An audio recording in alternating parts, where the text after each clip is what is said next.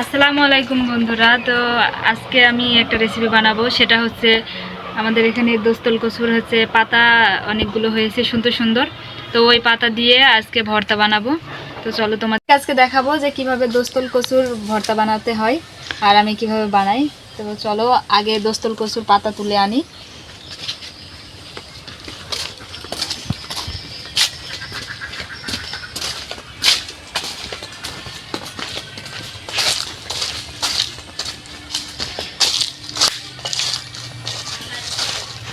চারিদিক শুধু পানি আর পানি, পানিতে হাত ডুব করছে।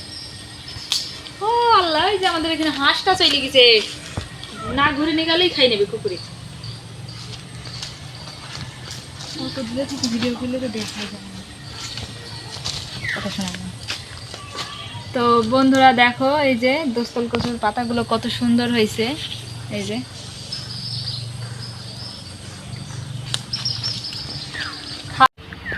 তো বন্ধুরা আমি এখন যেগুলো মানে নকিল নকিল ওইগুলো তুলে নেব।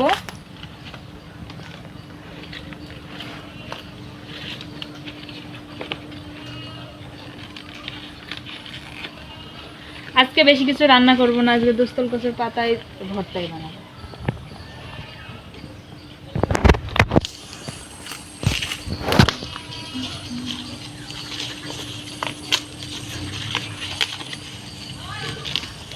কালকে ডামটি করো সরা আনবো, ঈদ কালাই ডাল পাতাগুলো বেশি মানা।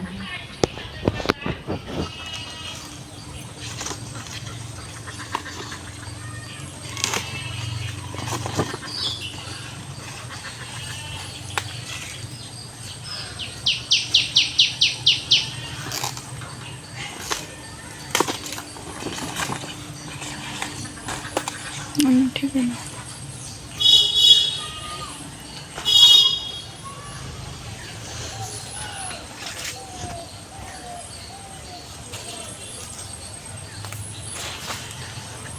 তো বন্ধুরা আমি এই কটানি তুলে নেবো, আর ওইগুলো পাইতে দিচ্ছে, ওগুলো নেওয়া যাবে না, ডানটেগুলো সব খাওয়া যাবে।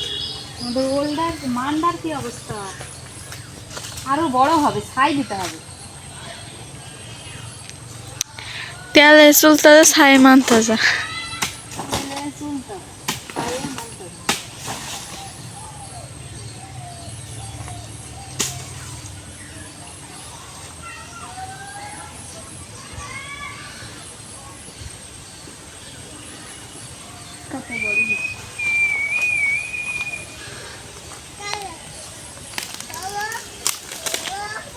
হাঁসটাই দেখেন এখন চলে এসছে,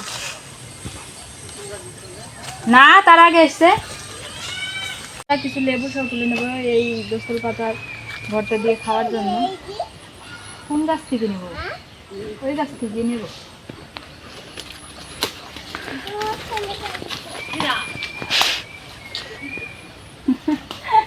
দাদি ফেলে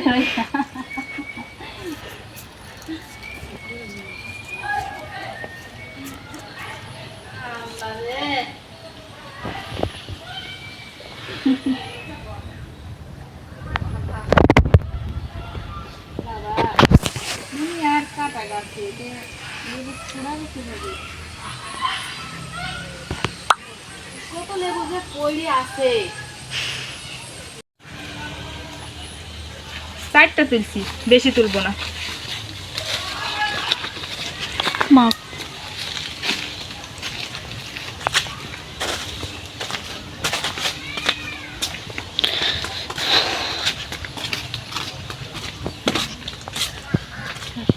শুধু দস্তল কচুর পাতা সানাই করব না, এই যে মাছ সহ রান্না করব। আর কালাইয়ের বড়ি দিয়ে কুমড়ো আর কালাই। এখানে আছে চ্যাং মাছ আর কালকে যে পোনা মাছ কুটলাম ওই পোনা মাছ, এগুলো দিয়ে আর বড়ি দিয়ে রান্না করব।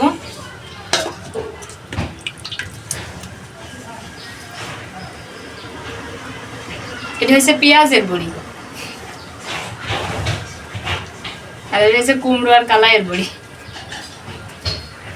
শেষ বড়ি আর নাই।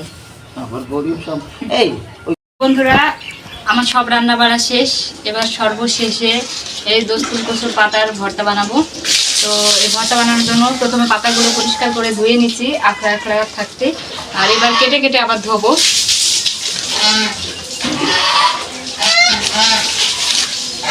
এই যে এতটুকু কুচি করলেই হবে।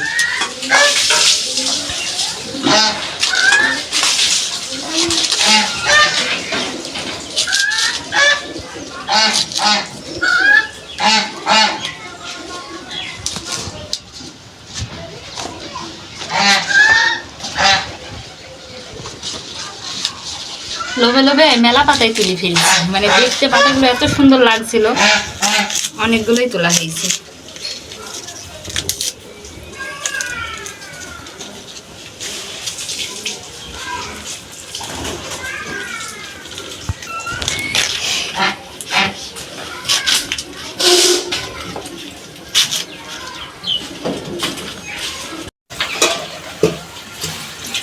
তো বন্ধুরা এই যে আবার ভালো করে সুন্দরভাবে ধুয়ে নিলাম।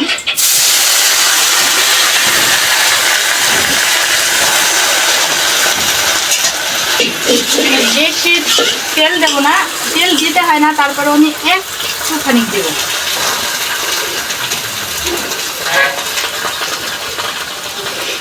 কারণ মুখ ধরার সম্ভাবনা মানে থাকবে না এটাতে। আর তার সাথে তো লেবু আছেই, একটু কোনো কাছে ঝাল দিছি। আর এখানে আছে পেঁয়াজ আর রসুন। এরপরে আমি সামান্য লবণ দেব। তো এগুলোই হচ্ছে মেন উপকরণ, আর আমি কিছুই দেবো না। এরপর এগুলো সুন্দরভাবে নেড়ে একটু ঢেকে দেব, যাতে সুন্দরভাবে পাতাগুলো সিদ্ধ হয়ে যায়। ঝাল, রসুন, পেঁয়াজ সব কিছু সিদ্ধ হয়ে যায়।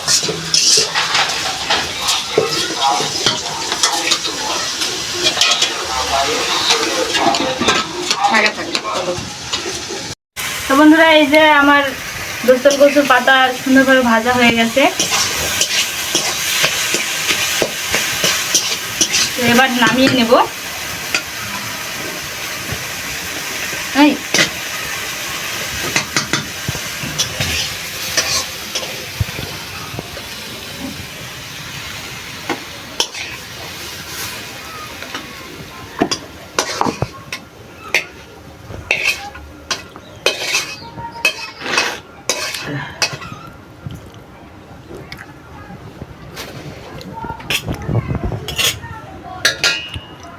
দুধ ঢাকায় বসিয়ে দিই।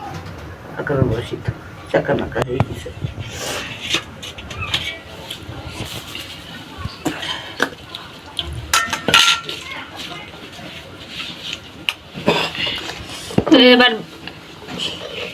তো এবার বাটা ঘষা শুরু।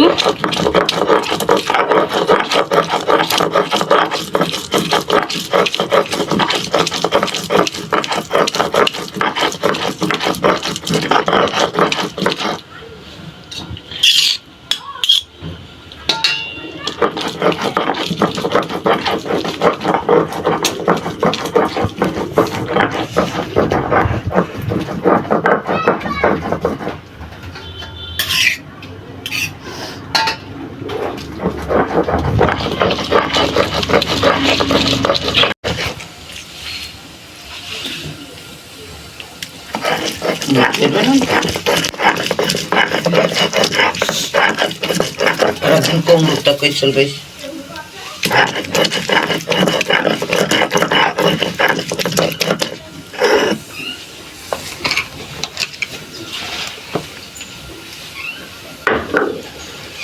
তো বন্ধুরা আমার বাটাকুটি শেষ, এবার তুলে নেব।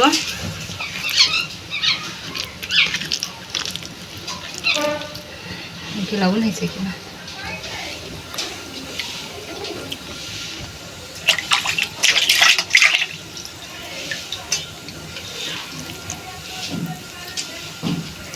সেই স্বাদ।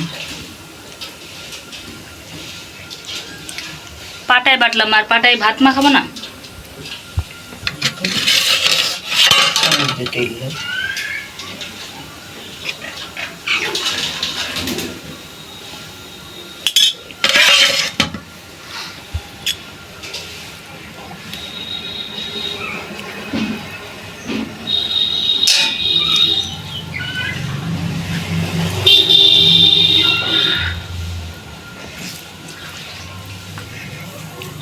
একটু বেশি কেটে নিই।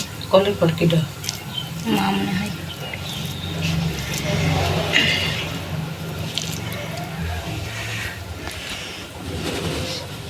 তো ক্যামেরাম্যানকে আগে দিই নে।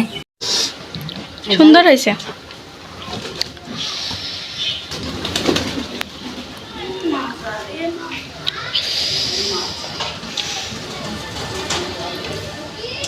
এখানে আরো কিছু দিতে হবে, এখানে আরো কিছু দিতে হবে, পেঁয়াজ আর একটু সরিষার তেল দিলে আরো বেশি মজা লাগবে। তো আমরা খাওয়ার সময় দেবো।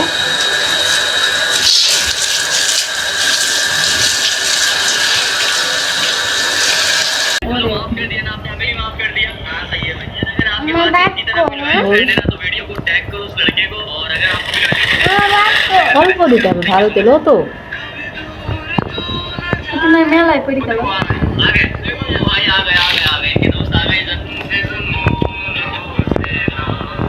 তো বন্ধুরা এই যে রান্না হয়েছে বড়ি দিয়ে আর হচ্ছে চ্যাং মাছ দিয়ে আর রুই মাছ দিয়ে একসাথে রান্না করেছি, আর এখানে পুঁটি মাছ ভাজা, আর ওই যে তার সাথে দোস্তল কচুর পাতার ভর্তা। খেয়ে দেখবো কেমন হয়েছে। নাও তুমি একটু।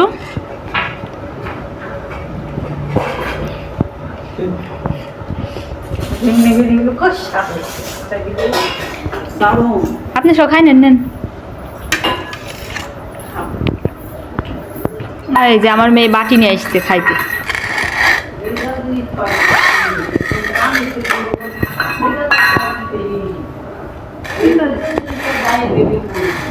সত্যি মজা হয়েছে, শাকের ছাড়া ভালো হয়েছে। এই মাছ দিল, পুঁটি মাছ ভালো লাগছে ভাজা।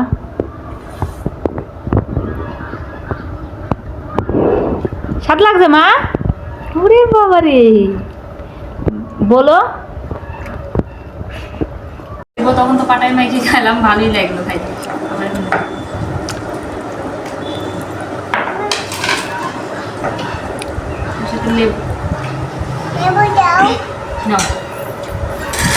আর একবার তো খালি হয়েছে পরে কিছু দেওয়া ছিল না। ভালো তেল পেঁয়াজ টেল দেওয়া ছিল না।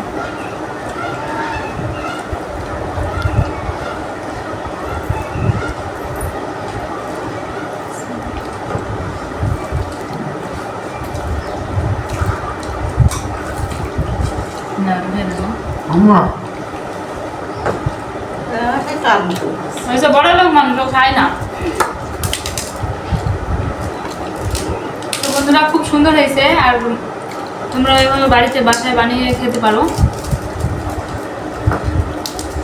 তো সবাই ভালো থাকো, আল্লাহ হাফিজ।